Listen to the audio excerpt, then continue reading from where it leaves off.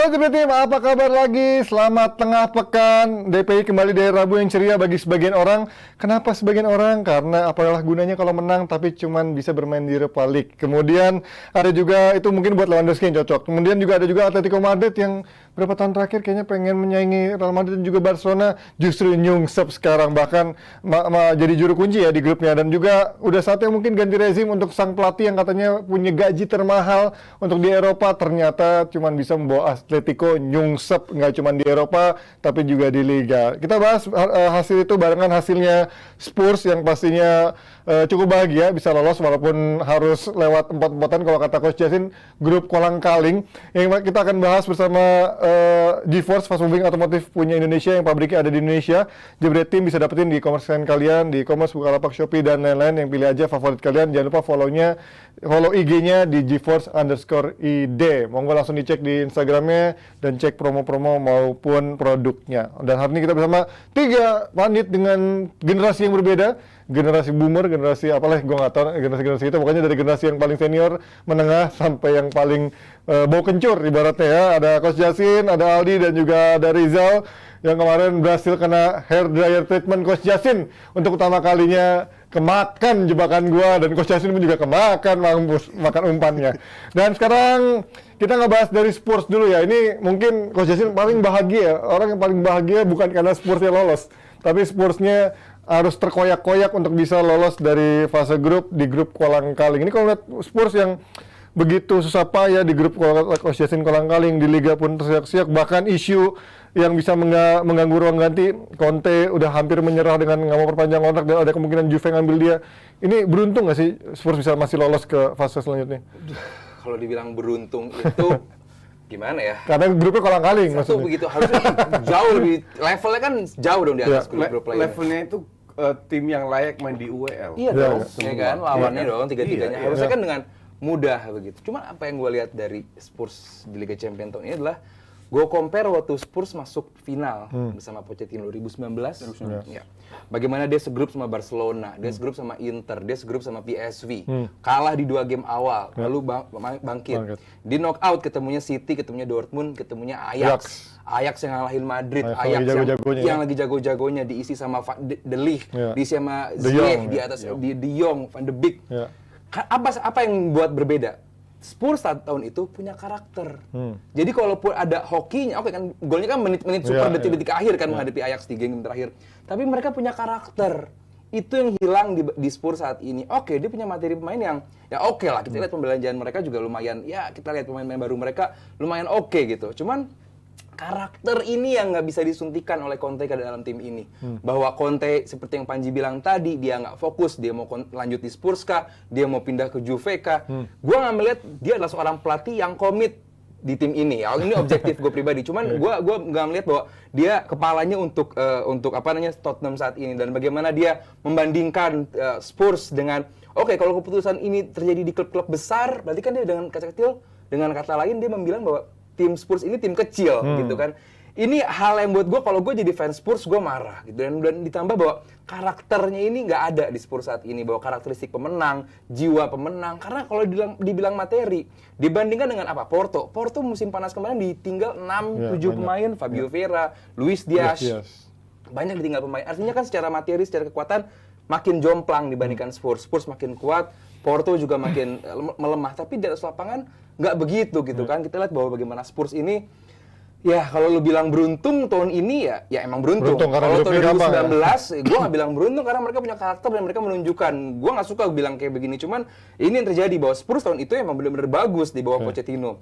Ini yang nggak ada tahun ini. Dan benar kata Coach bilang di awal musim, dia bilang bahwa Spurs ini nggak akan kemana-mana, which is for me gue juga setuju gitu. Lalu sempat bilang ini grup kolang-kaling, tapi kan kita tahu biasanya ya kalau Conte itu kan walaupun lo nggak begitu impress sama taktikalnya Conte, tapi dia adalah pelatih yang punya filosofi jelas, fondasinya dia udah tahu dia mau ngapain. Kok bersama Spurs beda nih sama tim-tim yang dia lain. Nah itu apa kutukan Spurs yang nggak bisa diambil gitu? Dia itu kesirep ya. Itu kutukan apa itu? Kesirep. Nggak, yang kalian boleh ketawa. Tapi sebenarnya ini gue juga heran ya, karena di luar Pochettino, gue setuju dan gue sangat respect dengan Spurs di bawah Pochettino. Bukan hanya menang, tapi permainan juga bagus. Ya. setelah Pochettino, si Nuno Santo, Espirito Santo, terus Jose. Mourinho, terus sekarang Conte. ini mainnya sama semua loh. Iya. Gue nggak tahu apa yang terjadi. Kayaknya emang kalau lu masuk Spurs, lu kecuci otak lu bahwa lu harus main dengan counter attack doang. Lu hanya bisa survive dengan counter attack. Padahal kalau kita bicara pemain kayak, gue kan suka ngebully Son ya. Ya. Padahal kalau kita bicara pemain kayak Son, Kane, lu punya Moura, bahkan Kulusevski. Rizal dan lain-lainnya. Lu bisa membuat sebuah tim ini Atraktif. bermain sepak bola modern yang atraktif. Ya. Mungkin tidak se-efektif atau efisien City atau Liverpool, tapi at least jauh lebih bagus dan yang ditunjukkan Conte sekarang. Maka dari itu gue nggak ngerti apa yang terjadi dengan 3 pelatih. Kok mainnya gitu-gitu aja? Padahal pemain juga berubah. Iya. Tapi mungkin ini filosofinya Spurs, makanya trofi kabinetnya kosong. Karena cuma ngandelin counter, walaupun harus diakui counternya efektif, ya kan? Tapi nggak cukup untuk meraih Nggak kemenangan, cukup, prestasi. apalagi kok Conte udah bilang kita menang, tapi ketemu klub besar kita kalah. Iya, iya. Sampai Iya kan? bilang gitu. Artinya ngejatuhin moral timnya sendiri sebenarnya. Iya, kan? itu yang gue bilang. Itu dia sering lakukan loh. Iya, iya. Dia Sama sebagai- Spurs, kalau yang lain dia nggak pernah gitu kan. Di Juve, di Chelsea, oke di loh ya. Spurs awal-awal Main musim, ya kita belum siap, Iya, kita iya. nggak sanggup untuk Iya. ketemu ini kayak hal kayak gitulah. Gue kalau jadi pemain juga, ya. Ya, ini kok pelatih gue pesimis amat ya gitu Tapi ya. gue sih happy dia lolos. Ya, karena bakal dibantai sama tim-tim besar. Karena lolos sebagai juara grup. Enggak, Karena sebagai karena biar Oh, biar konsentrasinya terpecah. Ah, iya. Biar gue menang 2 tiket ke Bali. Oh iya, lu Arsenal sama Hanif. sama Hanif ya, Conte yang 4 besar ya. Enggak, Arsenal Sama Conte. Ah, Arsenal atau Sama Tottenham ya. Spurs, iya. Jadi Tetap ya, ada Spurs bagus, ya. fokus saja ke Champions League. Nah ini kalau kita Paling tua 16 jauh, besar ini kan udah tua. Iya, Biasanya Conte exactly. musim kedua, bahkan musim ketiga gitu dia biasanya bisa membangun dengan tim yang dia mau. Apalagi Conte tipikal adalah pelatih yang katanya demanding. Dia bisa merongrong manajemen sampai Levy yang katanya pelit dan juga kayaknya agak susah nih ketika dapat Conte. Tapi ternyata dia mau kan ngasih pemain yang cukup mahal-mahal juga. Kok masih belum bisa juga menurut lo? Apa emang Kutukannya Spurs. apa memang core pemain Spurs yang ada dari rezim lama ini kayak Kane, Lloris, sampai back-backnya kan masih back-back lama kan, Iya. Eric Dyer. Iya. Apa ini memang harus diganti semua baru bisa berubah atmosfer di Spurs sekarang? Gua rasa Conte, kita balik ke kilas balik dulu ya. Ya. Conte juga punya rekam jejak di Champions League yang nggak bagus-bagus banget sebenarnya. Dari Betul. total kepelatihan dia mungkin baru menang 6 kali dari total 21 match itu menurutku, Ya. dan baru lolos 3 kali sama ini. Tapi malah lebih bagus sama Spurs ini daripada sama Inter, nggak pernah lolos kan? lolos, Ya kan? di fase Sama grup Inter nggak ketahuan pernah dulu. lolos. Jadi menurut gue Conte ini kan bukan pertama kali ya dia gunain kekuatan dia di media untuk menekan owner untuk Ya. beli belanja pemain. Gue rasa dia nggak puas sama squad yang dimiliki oleh Spurs sekarang. Dan gue juga termasuk yang kecewa banget sama Spurs musim ini karena gue anggap Tapi itu kan pilihan dia. iya, tapi ada beberapa pemain yang back three dia belum komposisi yang utama dia banget gitu. Baru Nah, Romero. Ya lu Pembelian terbanyak musim ini Iya, ya. kalau lu nggak bisa pakai Gimana alasan bilang nggak puas karena sama gue nggak squad? dapat 11 pemain. Karena gue nggak dapat 11 pemain yang gue inginkan, jadi gue bermain jelek kan bullshit itu. Nggak bisa. Jadi dia menurut gue dia menggunain kekuatan dia di media lagi untuk mendatang. Karena gue lihat backnya ini pasif banget dan lu nggak bakal kemana-mana gitu pakai squad dengan komposisi. Selama ada Eric Dyer di sana, Spurs nggak akan kemana-mana. Jurgen Klopp yang nggak puas sama squadnya, gue oke, gue terima. Iya, Kalau betul. Spurs nggak gua puas sama bisa squad, berarti gue betul. bilang Setuju, bener. Banyak awal musim nih Jal, di awal Iya, musim bener. aja Spurs ada dijagokan menjadi juara Premier League musim ini loh. Ini gue Dengan materi pemainnya. nyambungin ke situ Iya. ya. Ya itu cuma Pange yang bilang. Karena dengan komposisi lawan-lawan di Champions-nya di atas kertas berarti dia bisa dengan di Premier League dia seharusnya bisa lebih tinggi dan juga di atas kertas ya itu tim-tim yang di fase grup bisa dia kalahin Iya. ya. Tapi ternyata dia di fase grup keseok-seok, bahkan beruntung Sporting Lisbon banyak akumulasi Iya, kartu makanya iya. Sporting Malah Lisbon nggak kalah. lolos. Jadi menurut gue beruntung banget dia bisa lolos ke fase grup, dan menurut gue malah kalau ketimbang dia favorit juara atau lolos bisa jauh di knockout, dua-duanya menurut gue nggak bakal jauh-jauh banget. Bisa jadi di Premier League kelempar dari 4 besar, Champions League juga 16 Jadi besar. salah ke Conte situ. dong. Menurut gue Conte masih demanding karena dia sosok yang demanding banget. Iya. Jadi gue harap kita bisa ngeliat di mereka aktif di bursa transfer Gua sih nggak Januari berharap. nanti. Mereka bisa dapetin pemainnya karena gue liat impact di paruh musim-musim lalu yang dihadirkan Bentancur dan Kulusevski itu kan Kulusevski. wow juga efeknya ya. Apa wownya? Mereka itu cadangan di Juve loh. Iya. Iya, tapi Kulusevski kalau kita lihat itu kontribusinya di akhir musim itu Minimal membantu bisa banget akhirnya gitu. mengejar Lawan keempat Tapi. besar ya kan tadinya agak kepepet sama Arsenal tapi akhirnya dengan Ya, keunggulan itu gua cukup bilang sih, efektif. tahun lalu masuk 4 besar itu Arsenal yang tolol kan. Dari 3 match terakhir kan mereka. Tapi kalau Spursnya tolol kan juga susah juga coach untuk ngejar kan. Padahal Arsenal selalu di atas. Ada mainnya deh, banding-bandingin Arsenal sama Spurs. Apa? Bagusan siapa? Bagusan Spurs kemana-mana. Ada Harry Kane, kapten timnas. Iya. Tapi pelatih Arsenal nggak pernah ngomong kita kurang pemain, kita nggak Iya, sanggup. betul. Dan contoh kedua MU lah. MU cuma dapat 5 pemain loh. Bagus dibandingin Spurs. Exactly. Jadi untuk gue nggak ada alasan kalau Conte demanding minta pemain. Dia udah dapat pemain. Iya. Dia dapat banyak pemain. Dia pemain yang dia inginkan. Salah satu terbanyak. Dan untuk gue yang agak aneh, dan itu udah pernah gue bilang juga. Lu main di liga pertama di Eropa, lu ambil pemain dari liga keempat. Banyak dong pemain Italia yang atau bukan pemain Italia, pemain yang pernah main di Italia. Liga keempat itu maksudnya posisi 4 di Eropa gitu ya? Iya, posisi seri A kayak gini kan nomor 4 sekarang. Orang tuh bikin rancu. Liga keempat tuh misalnya dari Conference League ke bawah gitu ya kayak. Enggak, itu liga keempat. Inggris La Liga. Koefisien Liga keempat. Iya. Bangke banget. Dibetulin. Suka ini Panji nih. Bangke deh. Enggak, dia sensi aja. Maksudnya kan Liga keempat. Ya kan dia nggak benerin coach, dia nggak benerin. Kan liga keempat di Eropa. Iya.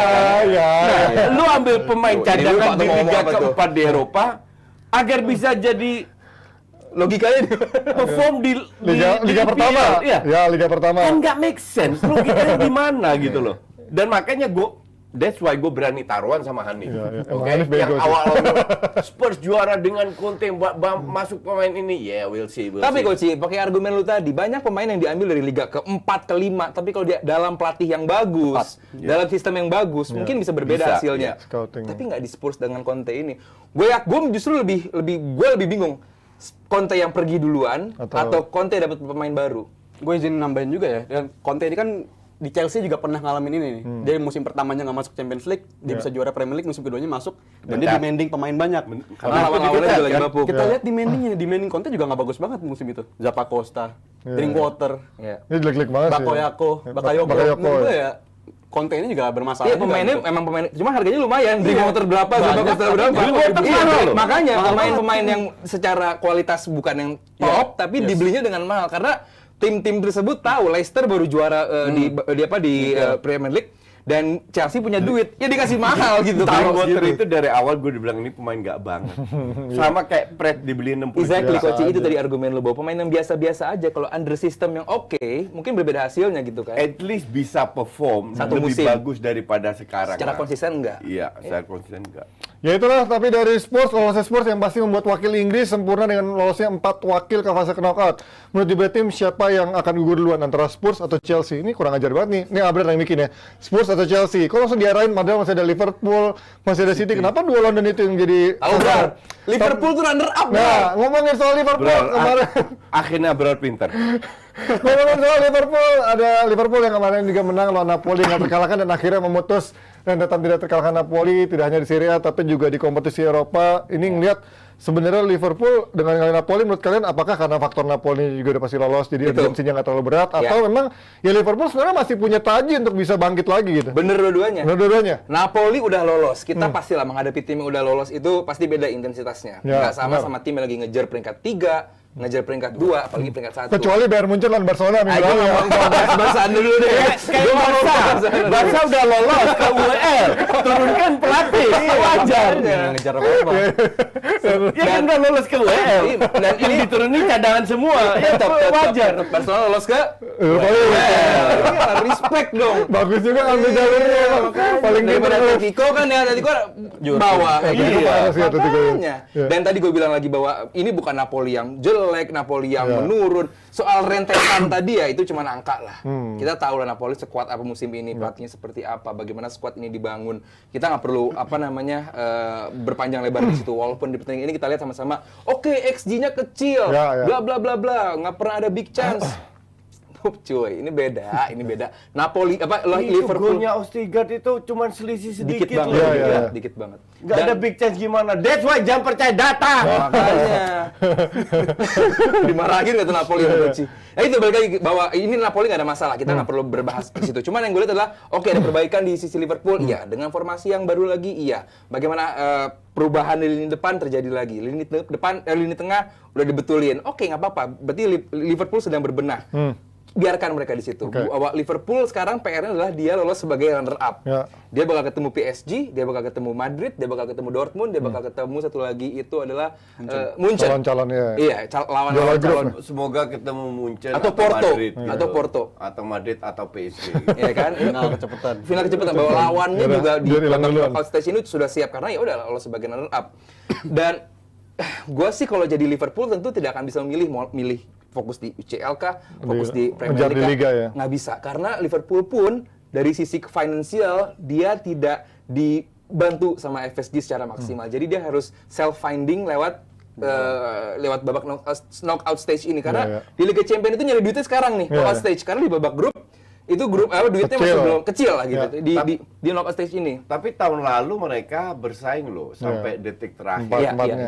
di Champions League. Jadi kalau mereka on fire itu bisa. Nah, kemenangan kemarin itu murni untuk mengangkat percaya Moral, diri. moral. Oke, Nunes ini pinter, Cyborgnya Klopp ini pinter. Lu kemarin main full, sekarang gue cadangin. Karena main kemarin nggak bagus kan waktu kalah. Golnya juga cuman ya gitu doang kan dari Van Dijk kan. Iya, enggak. Lu juga bisa I- sih. I think Lu juga bisa. kemarin waktu lawan Leeds kalah, Iya. kan dia main. Benar main. Sekarang dicadangin terus dimasukin lagi. Masukin. Curtis Jones dimasukin walaupun kemarin Curtis Jones nggak jelek-jelek amat, nggak jelek seperti biasa. Tapi ya in this case kemarin itu jelas Liverpool harus menang dengan 4 gol Ya. untuk jadi juara Juara grup. grup. Ya. Akhirnya dapat 2 gol, gue bilang Napoli nggak layak kalah. Karena mainnya bagus, tapi motivasi itu kelihatan bahwa mereka sudah Ditambah, lolos, nggak terlalu ngotot. Golnya menit 85 sama 90. Iya. Ya, dan golnya juga kayak gitu doang ya. Golnya Corner ya. gua nggak bilang dari sebuah sistem penyerangan yang bagus Iya, apapun betul, itu. betul. Tapi yang penting ya gol terjadi itu penting buat Liverpool. Kalau sampai seri atau kalah bakal panjang juga nih Iya, Liverpool perjalanannya musim ini. Tapi ya ini menang Liverpool dan emang layak sebenarnya, cuman emang Liverpool sedang ya dapat momen-momen buruk aja which is mereka layak sekali lolos. Di sini menang, kalahnya di IPL. Wah, iya. Ini dia. Liverpool ini bagus, cuma masalah satu konsisten doang. Iya, konsistensi betul. Iya. Tapi kan seringkali di liga dihancur-hancuran kayak let's say Chelsea gitu pernah jadi juara. Bahkan dulu Liverpool pas juara eranya Steven Gerrard Liga Champions, di liga juga nggak begitu bagus kan. Iya. Tapi artinya ya, bisa sebenarnya dia di Liga Champions untuk mengejar ini Bisa, juga kan. bisa. Prioritas. Karena di Champion ini kan lu harus lihat every match is a final. Betul. Pada saat lu masuk 16 besar, every match is a final. Di liga mereka ngitung. Gue kalah lawan City, calculated loss, just 3 point. Yang penting yang lain menang. Kalau Nottingham Forest baru. Iya. Nah sekarang Big mereka blow. kalah lawan Leeds. Forest, kalah lawan Leeds, mulai panik kan? Iya, big blow itu. Mereka selisih hanya 5 poin dengan Leicester yang berada di rank 18. Lebih dekat ke bawah dibanding Iya. Sama Arsenal gue nggak tahu berapa belas poin selisihnya. 15 setengah Nah, gua. exactly.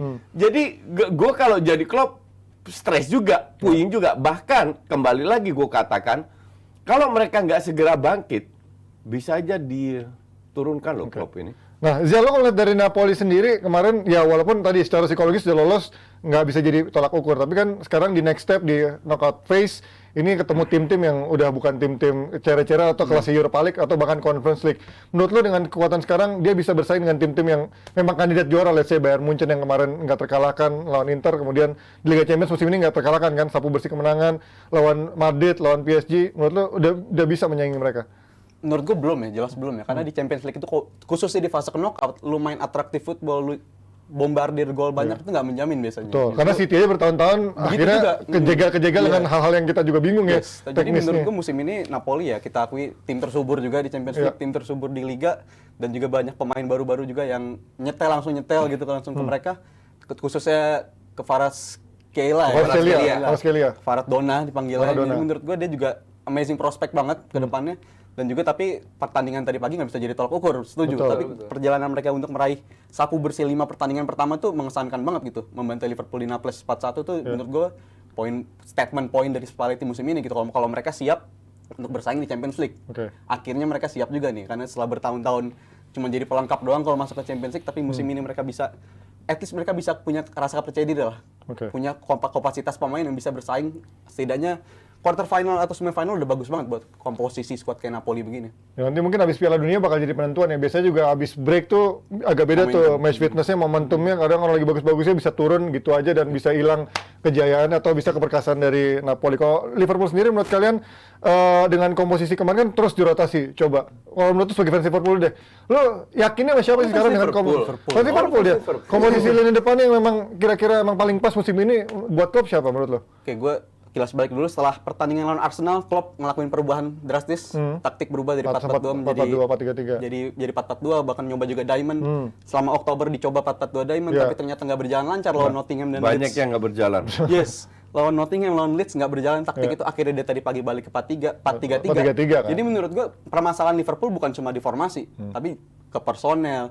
Habis itu pemain-pemain gue rasa pada burnout setelah musim yang panjang kemarin, karena total dari start musim kemarin Liverpool udah main 81 match gitu. Betul. Which is yang paling banyak di antara tim-tim lain. Jadi menurut gue burnout adalah alasan yang paling realistis ya. Karena terlebih, ini opini gue ya, kalau mereka musim lalu nggak ngejar piala Ciki dua-duanya aja, kesapu tuh Premier League sama Champions menurut gue. Terlalu nafsu juga Klopp ya untuk ngejar semuanya ya.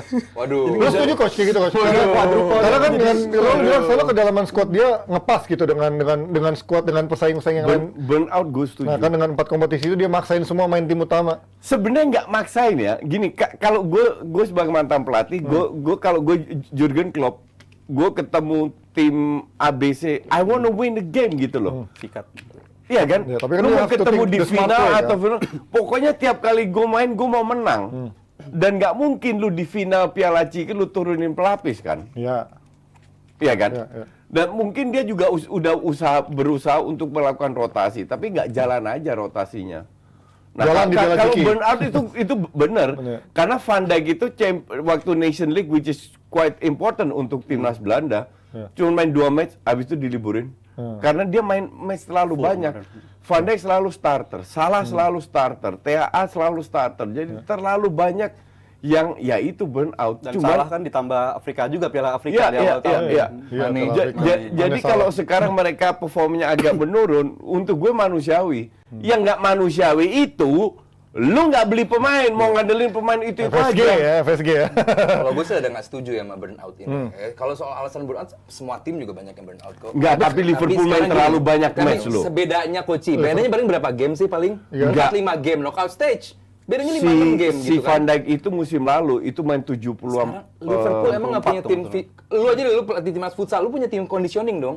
Apalagi Liverpool segede gitu. Kalau gitu. burnout itu bukan masalah fisik, masalah Iya, psikis. conditioning kan nggak cuma fisik Konci, ada conditioning untuk mental juga. Bagaimana Iya. seorang psikologi dibutuhkan dalam Iya. sebuah klub bola. Gini, lu kalau sebagai pemain Iya. ditanya Klopp, Van Dijk, lu siap main nggak? Nggak mungkin dia bilang nggak. Nggak mungkin lah, iya pasti Iya. siap. Ya. Padahal mungkin dia itu udah jenuh. Iya. Nah, Capek. kejenuhan ini memang tipikal pemain dan ini bukan Van Dijk. Semua Iya. pemain diminta, lu siap main nggak? Selalu siap. Pablo Mau Mari cedera aja, pun mereka siap main. Tapi kadang pemain ini nggak sadar bahwa mereka itu Capek. butuh istirahat. Oh capek jelas, that's Kalau why bukan dibayar bukan mahal capek, juga. Bukan kelelahan. burnout itu jenuh, Iya, bukan kelelahan. secara Capek fisik, capek mental juga ada. Capek mental, Betul, itu terutama terjadi. mental. Apalagi saat lu target 4 piala, lu cuma dapat 2 yang Iya, paling nggak bergengsi iya, gitu kan. iya. Tapi kalau secara alasannya burnout doang, Koci. Bukan, sorry, gue detailkan lagi. Iya. Burnout itu tuh lebih karena kejenuhan aja. Ya. Benar, itu salah satu faktornya. Iya. Salah satu, Ya. gue setuju. Cuman kalau murni karena itu, Tapi kan ya sekarang banyak nggak, alasannya. bukan, sekarang Iya. ditambah- Salah satu dari Oke, banyak faktor. oke. Ditambah sekarang banyak main cedera juga, dari tinggal Mane belum, Jota juga sering cedera, artinya Itu yang gue ya bilang kan? musim juga kan bahwa City ini Liverpool ini berbeda dengan City. City melengkapi puzzle yang sudah Betul. ada. Kalau Liverpool ini Justru kembali merombak banget lini mencari depan, lagi ya formula Karena nggak terbaik. mudah merubah formasi Firmino, Salah, Mane. Mane ini udah padu banget. Betul. Salah satu yang tertajam gitu, pernah ngalahin tajamnya Neymar, Messi, Suarez di Betul. Barcelona juga. Nggak mudah gitu, apalagi ditambah dengan investasi yang minim sekali. Di saat Jota udah mulai masuk, mau coba ngeblend, tiba-tiba masuk Luis Diaz. Diaz, Habis itu belum masuk, lagi. ada Darwin Nunes, Mane cabut. Akhirnya dia harus mencari Jota lagi juga formasi. ngedrop. Iya, Jota iya, itu habis- bagus cuma setengah musim pertama. Habis itu sampai sekarang Habis cedera, ditambah Arsenal doang. Iya. Ditambah cedera dia Habis ngedrop Piala juga. Eropa pun dia ngedrop Carvalho nggak bisa diandelin. Belum. Nunes pun gue nggak yakin. Kalau mau jadi pemenang gabungnya sama Liverpool karena dia Darwin ya. Karena jadi Darlus semua ya. Anjay. Oke, gimana juara tim setuju nggak kalau Liverpool fokus aja di UCL karena secara turnamen kalau kata Coach Justin mungkin ada faktor luck dan juga setiap kemenangan itu bisa setiap match itu bisa menentukan. Beda sama liga yang memang harus konsisten week by week. Nah, kalau kita masih punya bahasan soal tim UCL tapi setelah yang satu ini. Halo Jebretin semuanya, balik lagi di PB Ina. Udah oke permainannya, cuman memang bisa diakuin pemain dari Taiwan ini lebih agresif, bener-bener full nyerang, terus dia nggak mau main dilambetin gitu. Iya. Beberapa kali kan Dedis nyoba lambetin tempo, sama dia mereka nggak mau masuk di pola Dedis, mereka bener-bener nyerangin dan full attack mainnya. Jadi nggak kepancing sama pola permainan The Daddies ya? Saya kalau main ikut pancing bola The Daddies mah kelar. Nggak bakal ada kesempatan buat menang. Nggak ada. Itu seru banget matchnya Kak, luar biasa. Akhirnya menurut prediksi dia memang Fajar dan Rian akhirnya mendapatkan gelar pertama di TV. Tapi happy lihat Sinyo Kevin main, happy banget. Apalagi ya mungkin Sinyo juga masih belum 100%. Oh bener-bener. Tapi Kevin bagus banget mainnya sepanjang turnamen ya. Saya konflik waktu itu ada Konflik, perkonflikan. Harusnya saya ranking 2 masuk. tapi akhirnya nggak Diganti. ikut. Nggak ikut. Oh dia ikutnya dulu yang TPI itu. TPI. Yang BSMS. Smash sikat habis namanya. Gue nonton lu dulu. Gila. Ada adegan tembak-tembakannya kan? Kocak Part of banget the ya. gimmick itu. Iya, Part ada of the show. gimmick-gimmick.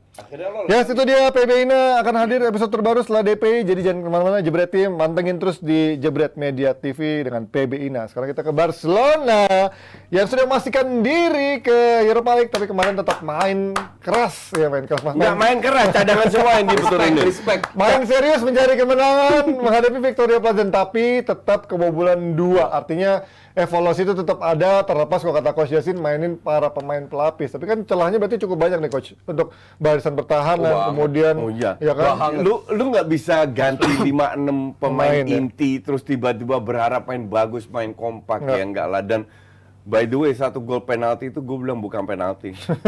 itu terlalu dan pelanggaran itu terjadi juga dalam match si Kvaratskhelia itu didorong Apa, sama Konate, nggak dikasih apa-apa. Banting. Tapi kemarin si Tori ngedorong dikit langsung dikasih penalti.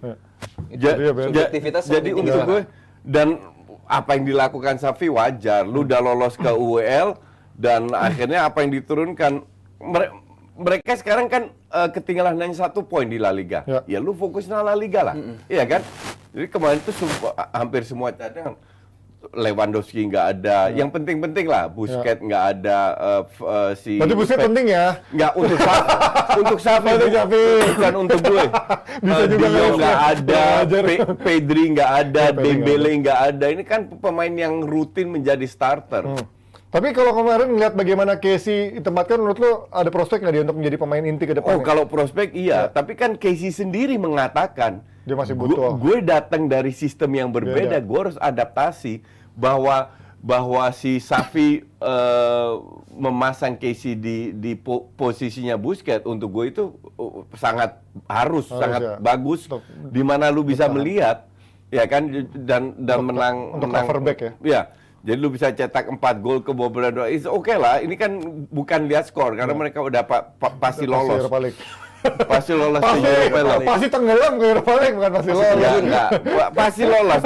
Enggak segampang itu. Lu lihat ATM ayo. Positif ting, bisa aja mencari lawan. Ketemu Lu lihat Arsenal ntar di ATM. Europa League. Oh, iya, ketemu Arsenal ya. Iya. Enggak, ATM bukan di peringkat 4 ya? Enggak, Oh, Barcelona. Jadi nggak segampang itu untuk lolos, oke? Paling bisa sih. Gimana, Jalong melihat bagaimana sosok yang belakangan dicoba terus jadi back tengah. Marcos Alonso terlepas mungkin memang opsinya nggak ada. Tapi ini apakah menjadi prospek yang bagus ke depannya untuk menjadi darurat ini, Marcos Alonso? Ya gua rasa bagus ya dia dicoba di back tengah karena kita juga tahu dia udah mulai kehilangan banyak pace-nya, udah makin berkurang banget. Ya. Nggak seperti Alonso beberapa musim belakangan yang bisa bombardir ke depan, turun segala macam. Dan ini juga trik yang bukan baru kan buat Barcelona. Barcelona juga beberapa kali memodifikasi posisi pemain jadi back tengah gitu. Ya, dulu Mascherano, Mascherano segala macam. Jadi menurut De Jong pernah di pramusim, Iya, tapi itu nggak dicoba juga. lagi ya. Jadi menurut gue ini langkah yang bagus dan juga khususnya bagi para pemain-pemain lain juga ya. Situ ada Ansu Fati dan Rafinha karena mereka berdua ini kalau khususnya Ansu Fati butuh banget ritme karena dia pasti ngincar buat squad di Piala Dunia Spanyol ini butuh banget. Dan khususnya untuk Rafinha ini kan Pasti dapat lah. awalnya Spanyol nggak ada jago-jago. Itu golnya Alonso berkat Ansu Fati. Iya. Kontribusinya bagus banget ya. Jadi mantau banget squad Spanyol. Dan untuk kalau Rafinha kan awal musim sempat on fire tapi belakangan Nggak ada gol tapi tetap. tetap jadi Belum ada gol ya. Asis. makin malah jalan mundur gitu ibaratnya Rafinha jadi makin buruk. Jadi menurut gue pertandingan tadi pagi keputusan tepat dari Xavi ngasih menit memain kasih kepercayaan diri lah setidaknya buat si Rafinha untuk balik lagi ke performnya terutama dia. Nah ini kan kalau melihat bagaimana kalau coach berapa kali DPI bilang udah dia pasti akan fokus di Liga, juara dan juga Copa del Rey, Harus let's say. Tapi melepas si Europa League ini secara gengsi karena prioritas juga lebih penting ke La Liga kan secara gengsinya. Lo setuju dengan itu karena Kalau melepas Europa League itu sangat amat nggak mungkin. ya nggak lepas sih prioritasnya. Lepas sih enggak, tapi prioritasnya Minggu lebih lalu ke aja Liga. kita lihat bagaimana Nah Barcelona, itu ya maksud kan? gua ketika dia soal-soal Jadi, mau nah, serius. itu sih lip service-nya Xavi aja mungkin. Gua nggak melihat bahwa Xavi ke arah situ. Gue yakin jangan sampai ini musim puasa gelar gitu. Oke. Karena kalau dibantai di Europa League juga malu sebenarnya kan buat Barcelona Sekarang kan. dia mungkin mikir lebih besar mana chance-nya lu untuk juara Europa League atau di La Liga Liga. gitu kan. Sementara yang Coach bilang tadi Kalau coba Koci lihat- yakinan Liga dong. Taruhannya gede soalnya sama Bali. Enggak ke Bali doang nih. Singapura. Oh Singapura. Bali sama Hanif. Oh iya Singapura ya. Ya itu balik lagi dia pasti bakal milih mana yang paling penting. Cuma kalau buat gue bilang levelan Barcelona, tim sebesar Barcelona, bagaimana nanti bakal ada bursa transfer musim dingin juga. Nggak. Gue nggak yakin ada piala yang dilepas sama Xavi. Semuanya bakal menjadi prioritas, bakal diberikan yang terbaik. Cuman kalau game semalam apa yang mau dibahas? Iya, ya lawannya kan? Apa yang mau Victoria. Udah lolos. Udah lolos. Tapi kan dia tetap- selamat, congratulations ya kan? Apalagi mau dibahas gitu. Tapi loh. kan di tengah carut marutnya dia tetap harus mencari pemain muda yang dicoba Harus, untuk selalu. bisa membantu Barcelona di selalu saat seperti Ya Pablo Torre kan dicoba Itu kan. yang gua menurut lo bilang. siapa yang paling berpotensi menurut lo Ya, dari sama Panji apa sama Mardi bilang ini ada nama Pablo Torre. Belum Torre. dimainkan sama Xavi. Cuman semalam dia debut di Liga Champions, bikin gol, membantu penyerangan juga bagus, bermain dengan belakang juga bagus. Dan Lawannya hancur. yang gue suka adalah dia tidak terlalu dapat exposure dari media. Beda sama Pedri sama Gavi. Karena Pedri sama Gavi ini kan ya langganan juga di timnas Spanyol. Gue yakin nih dua pemain bagus. Cuman exposure media terlalu berlebihan kepada kedua ini. Sebenarnya Pablo Torre karena dia jarang bermain ya. Iya. Kita nggak bisa nilai. Ya. Oke, it is fair enough. Iya, dan buat jadi opsi kayak Panji tadi untuk Xavi itu pemain yang sangat berbakat. Cuman gue melihat Xavi salah pakainya. Cuman 2 match terakhir kan berbeda. Baru Xavi pasang 2 pivot, baru dia lebih punya peran lah. Ya, artinya dia punya versatile, dia bisa dimainkan Iya, di posisi at gitu least kan. dia punya bakat lah. Iya. Yang gue nggak ngelihat itu satu, Ji. siapa? Itu Balde. Oh, bek kiri. Ansu Fati oke, gue bisa terima. Bagus. Dari awal gue udah bilang bagus. Apalagi Pedri. Xavi pun gue masih percaya Oke dia akan lah. bisa jadi pemain bagus. Torre gue nggak mau nilai. Balde sampai detik ini, gue tidak melihat dia bisa jadi pemain bagus. Balik bek kiri kan sih? Balik bek kiri. Iya. bek kiri. Oh, lumayan lah Coach, bukan dia lumayan jelek. Gue sih nggak bilang. Ya, tapi lumayan dibanding jelek. 3 Cuman pesaingnya, ya, pesaingnya gitu ya. Dia punya Alba. pace. Untuk level, ya, lu Dia punya- jangan sampai lu umur 20 nggak punya pace sebagai back kiri. Makanya. Dan dia punya kualitas bertahan yang lumayan oke juga gitu loh Enggak, untuk umur 20. itu gua nggak setuju. Kalau untuk bertahan umur 20 itu dia belum semateng Jordi Alba, belum semateng Alonso. Jauh di. Tapi nyerangnya juga nggak jalan, opsi. nggak ada. Nggak bagus juga Karena nyerangnya. nyerangnya ini sistemnya dia emang dia nggak maksimalin fullback seperti dulu juga gitu. Dulu bagaimana Dani Alves sampai Dan terus depan bagusnya banget. di mana? Ya, sampai sekarang ini sampai dia kepilih di timnas U21 berarti kan oke dong. Ya U21 belum tentu kalau yang lain jelek juga Ya, gimana? tetap aja paling nggak dengan kualitas saat ini gue sih nggak bilang kalau Balde tadi Jelek. bukan yang jelek. Bukan jelek tapi bukan levelnya Barca. Belum, kalau kata gue belum. Belum. Ini pemain buat gue sih yakin. Bukan Balde ini- belum, nggak akan. Gua Tapi sih ya, maksud gue tapi dengan datangnya Alonso makin sulit lagi kapasitas dia untuk menembus musim utama kan. Xavi perlu satu kompetisi di satu sebenarnya. posisi. Karena udah ada Alba. Ya Alba pun kan sama kayak Alonso juga udah lewat peaknya udah Oke, lama tua gitu ya. kan. Ada satu pemain yang bikin Muda. untuk belajar. Oke. Ada Alba, ada Alonso, lu belajar deh sama dia gitu. Buat gue sih Balde ini masih panjang karirnya kalau dari sekarang kita udah bilang bahwa ini pemain yang belum enggak di level Barcelona terlalu kejam ya buat gue karena Gue berani bilang itu. karena kalau dia dikasih waktu, dia dikasih kesempatan dan kepercayaan, gue yakin ini pemain punya materi. Jadi Ricky Puk ya nanti. Oh no, Gue yakin this guy nggak akan survive di Barca. Sama kayak semua orang juga dulu bilang gitu tentang Ricky Puig. Gue juga ngelawan semuanya. Gue bilang Ricky Puig ini nggak banget, nggak punya visi dan out juga. Dan banyak sekali pemain yang gue bilang ini nggak. Yang lain gue bilang oke. In long term punya kontribusi. Hanya Balde yang gue bilang nggak. Oke, kalau lu melihat bagaimana Barcelona akhirnya sekarang lolos lewat jalur bawah itu ya, lolos ke Europa League. Menurut ini Nggak otomatis menghargai Europa menjadi kan musim lalu katanya ketika Barcelona ke Europa League otomatis jadi kandidat juara, tapi pada akhirnya kalah lawan Frankfurt. Menurut lu musim ini dia punya chance lebih bagus dengan pesaing yang juga sekarang lebih banyak lagi nih, yang juga nggak kalah kuatnya kan MU, Arsenal Iya, betul. dan lain-lain gitu. Menurut Itu lu gara-gara gimana? itu ya. Karena menurut gue Europa League musim ini jauh lebih kompetitif gitu. Dan juga tim-tim yang favorit juaranya kayak Arsenal, MU itu juga kuat banget gitu. Jadi dianggap sebagai kandidat juara. Setidaknya buat kapasitas Europa League mereka lebih dari sanggup lah Arsenal atau MU gitu. Dan kalau Barcelona ini kan juga gue khawatirnya mereka masih perlu playoff dulu ya untuk Europa League karena dulu dia untuk drop gitu ya. Ketemu ke 16 besar. Ketemunya juga di peringkat 2 ini kan bahaya juga. Gue harap sih ketemunya juga tim yang levelnya tuh nggak jauh-jauh banget gitu, nggak drop ya. Karena gue pengen lihat kapasitas Xavi di fase ke knockout gitu. Karena menurut gue 2 musim terakhir tuh Barcelona mengkhawatirkan kalau di fase Liga Champions. Musim lalu cuma bisa menang lawan tim yang notabene juga juru kunci juga. Itu juga menangnya 2 kali cuma di situ doang. Musim lalu Europa League juga. Europa League juga kan kalah Iya, di tapi West Ham. di Champions League itu bergeser itu. Di Champions League cuma menang 2 kali. Sama kayak musim ini identik gitu menurut gue. Jadi menurut gue Tahun lalu grup, tahun ini grup. iya. Dan menangnya cuma 2 kali tuh sama nggak ada identik. progres. Iya benar. Jadi gue harap gue bisa ngelihat dia kapasitas Barcelona ini sejauh apa sih kalau bisa dimain di Liga Eropa ini. Seharusnya semifinal final mereka bisa lah dengan kapasitas squad yang mereka milikin. Dan juga pemainnya kan juga kapasitasnya ada Lewandowski Iya di dong, sana harusnya segala ya. macam. Harusnya ya. Harusnya. Karena lebih bagus daripada tahun lalu squadnya. Kalau harusnya dibanding squadnya Musim lalu. Arsenal, Oh, squad MU masih paling bagus. masih lebih bagus. MU kita Barca. Barca pegang mana lu Coach di Europa League? Bisa ketemu lagi. Iya. Barca lah. Lewandowski lah, lebih tajam. Oh gitu, Ji. Enggak, Kan secara ini kualitas Gua merendah wise, dulu. kualitas wise itu Barca. Iya. Tapi nggak menutup kemungkinan MU bisa Ya menang. selalu kan? Iya, iya. Ya karena gua. Karena Barcelona sama MU selevel sekali lagi Europa Iya, League iya, kan, iya. ya. Karena dua-dua selevel. Selevel, hancurnya. Dan mungkin kalau gue bilang kualitas Barca lebih bagus, pelatih MU lebih bagus. Oh, kesana dia. Jadi, luar biasa. Anda ya. Masuk barang. Karena gue nggak, untuk gue ya, kalau Xavi nggak juara La Liga, di samping gue kalah tiket, dia harus dipecat. Kebangetan. Sesimpel Kalau gue itu. sih udah sesimpel sekarang udah harus dipecat sih Coach. Iya, Sekarang, gue kalau sekarang- maunya juga gitu. Karena buat gue di awal musim kita ngobrol juga Tapi- sampai Xavi nggak lolos Liga Champions knockout stage Iya, selesai. Sebagai gantinya Januari Arteta ditarik. Arteta. Gimana? Lo rela tapi Arteta ditarik di tengah. Gue lihat Arteta bisa pindah ke Barca. Ya tapi maksud gue lo rela Arsenal ditinggal di tengah. Hanya jalan. rela sih. Hanya 2 tim yang Arteta akan pindah. Kalau nggak City. City, Barca. Iya ya karena itu 2 tim iya. yang memang pernah dikur. Karena enggak, soalnya tiga. kalau Barcelona Sama Everton coach. Dulu kan lama di Everton.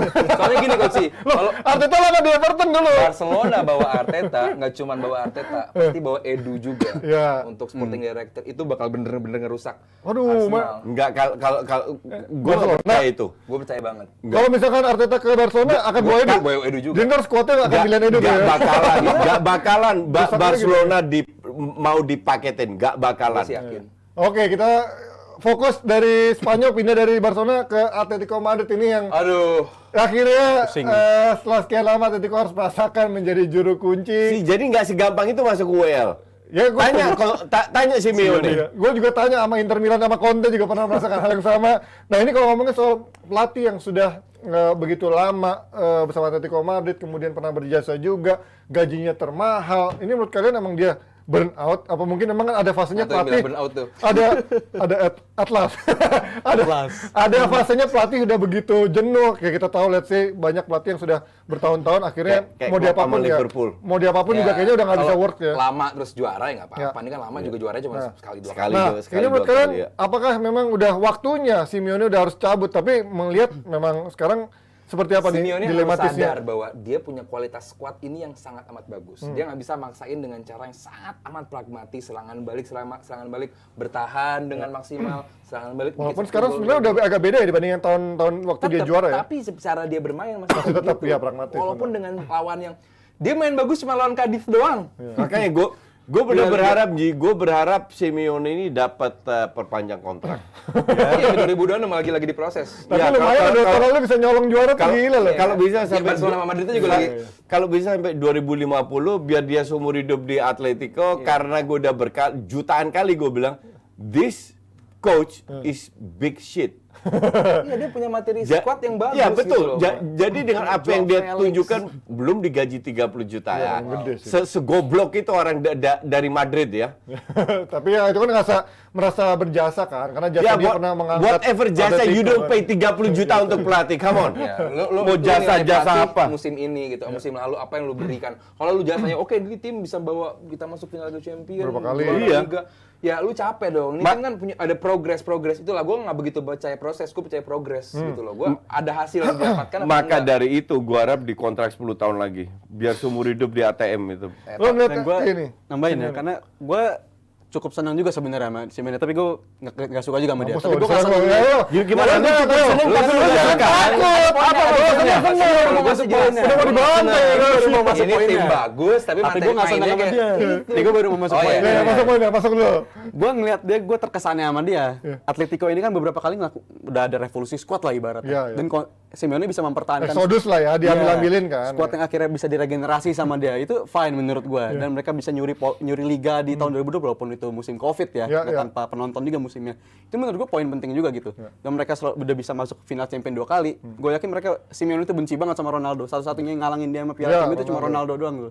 Jadi menurut gue ada poin pentingnya, tapi gue rasa pemain udah mulai jenuh ya, karena gue rasa kenapa Simeone ini tiap musim mainnya cuma pakai cara yang sama, dan ketika momen dia udah ketinggalan, dia mau ngejar lolos di fase grup, baru di fase knockout baru dia mainnya keluar gitu. Dan ternyata Atletico bisa punya kapasitas main yang bisa atraktif. materinya Oh, udah sering ditunjukkan. Iya. Materinya bagus. Dia selalu berulang-ulang ngelakuin hal itu, main setupnya selalu start pakai yang sama, negatif banget mainnya, dan akhirnya ya lu nggak akan kebawa kemana-mana juga gitu. Dan juga That's dia why Simeone stay. layak dapat hal ini menurut gue. Simeone kita pertanyakan. Ditambah kapasitas dia. pemain-pemain Atletico, gue liat semalam game, mereka bener-bener takut cedera. Menuju Piala Dunia ya. Jimenez, Griezmann, Joao Felix takut banget tuh cedera karena ya udah mereka fokusnya untuk World Cup dulu gitu. Yang penting mereka main di Atletico, klub besar di La Liga. Mereka bisa menjadi reguler di sana, bisa main di timnas, itu dulu. Urgensi mereka untuk dapat gelar, gue nggak melihat itu. Gue sih kalau jadi pemain juga bermain untuk pelatih kayak begini mau gak gue. Tapi bukannya di luar taktikal coach, tapi kan dia pelatih yang terkenal punya ekspresif motivasi yang sangat besar gitu. Itu gue nggak yakin. Kalau lu bicara Zidane, Mourinho, bahkan Mourinho, Iya, iya. Ancelotti, itu gue yakin bahwa mereka hebatnya itu di luar lapangan, di luar strategi. Tapi mereka senior bisa memotivasi. Simeone gue nggak yakin. Lo melihatnya, maksudnya selama ini dia bisa meraih beberapa kesuksesan kecil ya di antara banyak tahun-tahun gagal, tapi kan dikenal sebagai pelatih yang Justru bisa gue kayak didikan kebalikannya militer Koci gitu. loh. Gue melihat bahwa Simeone ini secara taktikal gue nggak melihat ada bagusnya. Justru kedekatan dengan pemain, kedekatan dengan fans, bagaimana Dan dia disiplin motivasi, cara bermain, ya. disiplin. Gue lihat di situ. Cuman di atas lapangan gue nggak melihat gitu loh. Kalau lu bisa membaca, oke gue punya materi Joao Felix, gue punya Griezmann, gue punya Koke, gue punya Jimenez, gue punya pemain-pemain yang bagus gitu loh. Lemar dulu ya. Iya, lu bisa bermain lebih atraktif gitu loh. Oke, nggak ada namanya Lu main bagus, main jelek. tahun lalu itu kalau nggak salah tetap di bawah Barcelona kan? Oh iya. Iya. Padahal Barcelona Barcelona lagi bapuk ancur-ancuran loh. Exactly. Itu Barcelona masih bisa runner up Barcelona. Dan sekarang ditambah Griezmann balik lagi, tetap ancur-ancuran di La Liga ancur, di sini ancur. Jadi alasan apa untuk nggak pecah dia? Gue nggak habis pikir. Makanya silakan perpanjang kontrak aja. Tapi Jal, terakhir Jal, sebenarnya kan kalau orang dibilang dia keras kepala apa batu dengan kejadulannya, tapi dia sudah mencoba berubah ya dengan berevolusi dengan tiga center back, kemudian ada perubahan posisi pemain-pemainnya. Artinya dia sudah mencoba berubah untuk bermain lebih sedikit terbuka dibandingkan dulu 4-4-2 konservatif ya kan. Artinya dia mencoba berubah, bukan pelatih yang emang nggak mau berubah sama sekali kan. Itu salah satu poin, tapi menurut gue cara setup walaupun berubah, tapi pendekatan permainannya tetap sama gitu. Iya, Dia defensif ya. Tetap defensif, tetap nunggu. Lu segala kan macam. nggak bisa bilang cuman ganti line up lu Iya, disebut itu kayak taktik. That's not the point. Karena kalau lu bicara 4-4-2 itu ada 1001 cara mainnya. Iya, iya. Sedaim Ya, segala macam. 4-3-3 pun 1001 cara. 3-5-2 pun 1001 cara. Ada satu striker, dua striker, satu pivot, dua pivot, wingbacknya seperti apa, center backnya ke depan atau tidak. Jadi jangan terbuai hanya dengan line up. Nah, kalau lu bilang dia sudah berubah, iya dia cuma geser line up, which is lu juga bisa gitu loh. Ngerti Enggak lah kan nggak semua tahu. Cuman kembali job desk pemain masing-masing itu nggak jalan. Kayak Valverde kan bisa tiba-tiba jadi bek kanan gitu Ya, kan. Iya. depan, tengah. Tahun lalu sebenarnya kan dia juga memberikan perlawanan ketat sama City kan di leg kedua, walaupun pada akhirnya City yang lolos. Sebenarnya kadang ketika dibutuhkan nih tim di bawah Simeone bisa menjadi batu ganjalan, tapi konsistensinya itu yang memang terutama lawan tim-tim kecil belum tentu tuh dia bisa main seperti itu kan menghadapi tim yang low block. Oke, dari Spanyol kita geser sedikit. Kalau menurut kalian dengan kondisi sekarang Simeone kira-kira siapa penggantinya yang cocok di Atletico Madrid? Atau Lagi proses untuk kan biasanya penerawannya siapa? perpanjangan kontrak. Gue harap sih Ancelotti atau Mourinho gitu. Tuh kalau Mourinho Takut ya kayaknya sama Ancelotti cocok ya, sih Mourinho ya. Takut dia sama Nggak. Atletico di Madrid. Pokoknya enggak, Ancelotti. justru gue mau tim-tim kayak gini kan selalu terkenal ambil pelatih bapuk, sekalian aja Mourinho diambil, Ancelotti sekalian aja ambil kumpulin yang bapuk-bapuk aja. Lu kalau menurut lo Apa Gua sih- malah tetap akan keras iya, kepala ini dengan stay? lagi progres untuk extend kontrak sampai 2026. Naik gaji lagi nih? Naik gaji lagi lah pasti. Iya. Gila Ya kan, makanya goblok. semoga diperpanjang. Goblok banget ya. Gue mah happy-happy aja. Iya. Lu Jal, ngeliatnya ini masih ada masa depan buat Simeone atau menurut lu udah waktunya akan dipecat nih akhir musim? Gua rasa ini udah terlalu lama ya, dan juga Simeone nggak membawa Atletico kemana-mana, dan menurut gua harap Atletico bisa berpikir lebih pintar dikit, cari pelatih yang punya filosofi identitas main yang lebih atraktif. Gua rasa nggak ada salahnya nyoba-nyoba pelatih yang Steven Gerrard. nyoba pelatih. Hasan Hutel menurut Klub gua pengen dari Madrid itu nggak mikirin filosofi. penting menang gitu. Dia Yang penting menang. pragmatisme dan juga Tetap prestasi. lah filosofi. Oke, itu dia. Kita dari Spanyol geser ke AC Milan. Masih ntar malam ada Oh, laga preview, penentuan. Walaupun cuman butuh hasil seri, tapi kita tahu lawan Salzburg bukan lawan yang mudah sebenarnya dari track recordnya. Menurut kalian adakah kemungkinan untuk Milan kejegal menghadapi Salzburg? Sebesar Ada. apa? Oh, kalau sebesar apa bagus kemungkinannya? pertanyaannya. Ya, pasti yang jelas Milan. Emang samain gue sama siapa, Mardel? Habis itu bilang sebesar menang Nggak, untuk lolos. Milan harus bekerja keras untuk bisa lolos ke UEL. Enggak dong. Milan lolos. Iya, Milan harus kerja keras agar bisa masuk ke UEL. Italia udah lolos knockout stage apa aja? Napoli. Inter. Ada 2 kan? Udah. Paling nggak harus ada 3 lah mereka biar nilai koefisien nggak makin Juve turun. out.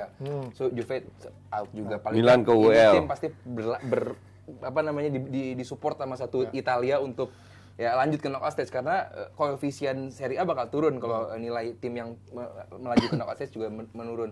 Dan menghadapi Salzburg juga Salzburg bagus. Kita nggak perlu bahas lagi sebab bagus mereka. Walaupun dengan nama pemain yang bukan apa namanya top notch, tapi Milan saat ini gue lihat lagi mulai bangkit lagi.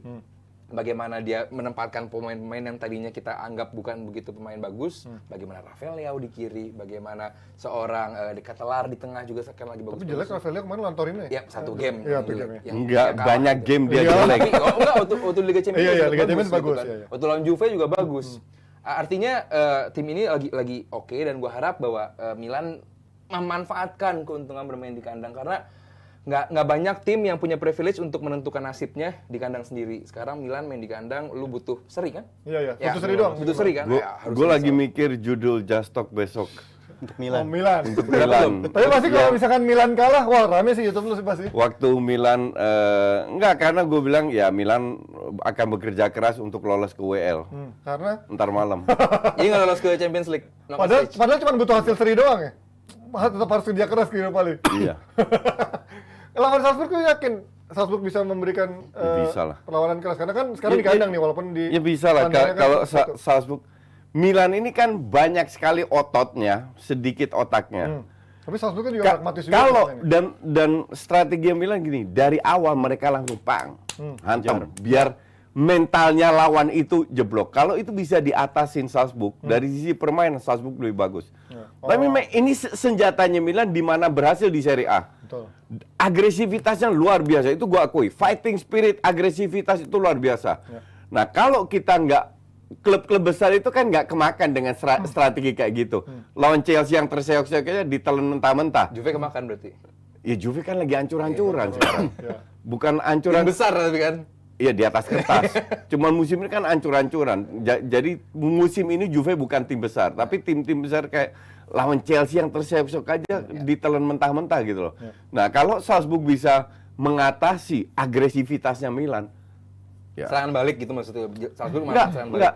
Jangan terpancing, tetap mempertahankan, jangan ketarik irama kerasnya gaya Intensitas Milan. ya, Iya. pace-nya ya. Jadi tetap fokus ke permainannya sendiri, itu gue unggulkan Salzburg. Tapi kalau kemakan dengan agresivitas dan itu senjata Milan, selesai loh. Jal, ini kan kalau melihat bagaimana Milan tahun lalu gagal total lah di Liga Champions. Let's say tadi walaupun Chelsea lagi hancur-hancuran, mungkin juga lawan ada Dinamo yang mungkin bukan kelasnya gitu kan. Tapi ketika dia bisa lolos, artinya ini progres besar dong buat Milan. Tidak hanya di Liga dia masih bisa ada di papan atas, di Liga Champions pun akhirnya dia bisa conquer di Liga untuk bisa menembus fase ke knockout. Ini sebuah track record bagus buat Pioli yang mungkin bukan pelatih, bisa dibilang bukan pelatih bagus Bukan gitu. wow banget. Untuk musim lalu dia jelas nggak beruntung ya, baru balik ke Champions, segrupnya langsung ketemu ada Liverpool dan Atletico di satu grup, jadi menurut gua nggak ideal gitu musim lalu. Atletico sekarang juru kunci padahal ya. Malah juru kunci itu. Bukan Atletico kita, mereka juru kunci. Iya, mereka hampir sama pernah menang sama Porto sekali. juga kalau nggak salah ya, atau Sporting. Iya, Benar, Porto, Porto, Atletico, Liverpool. Liverpool. Iya. Cukup berat ya. Jadi menurut gue musim ini dengan komposisi grupnya dia seharusnya mereka dia Lebih bisa ringan ya? nyaman lolos juga. Tapi ntar malam nih menurut gue seharusnya mereka lolos lah karena kita kangen juga Milan main di knockout Liga Champions gitu. Enggak, gue nggak kangen, biasa aja. Dengan Padahal sejarah suka yang main mereka sama anak punya. Milan di Indonesia, coach ya. Gue main untuk mereka aja, bukan karena embel-embel Milannya. Kebetulan aja teman-teman gue khilaf rame-rame. Dan kalau nanggepin Koci tadi ya, menurut gua Salzburg ini kan identitas dia adalah intensitas gitu. Mereka main kenceng, ngotot segala macam. Dia menurut gua dengan cara main Milan kayak gitu ya besar kemungkinan mereka bakal ke bawah gitu. Dan juga musim lalu kan juga kita sempat bahas juga ya, sering juga Salzburg ini dibahas, dia juga tim kuda hitam. Tapi layaknya mereka masuk Europa League.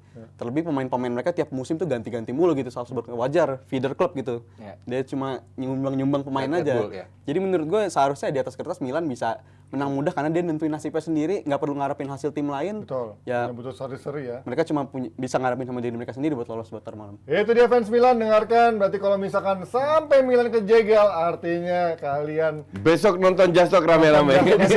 sambil siapin hati kalian bakal kesel pasti ya. Oke, yang jelas itu ya akhir diskusi kita pada sore hari ini. Thank you Aldi, thank you Rizal, thank you Coach Yasin. Thank you. Makasih banyak Jiber Tim yang udah nonton. Sampai ketemu di episode selanjutnya. Bye bye.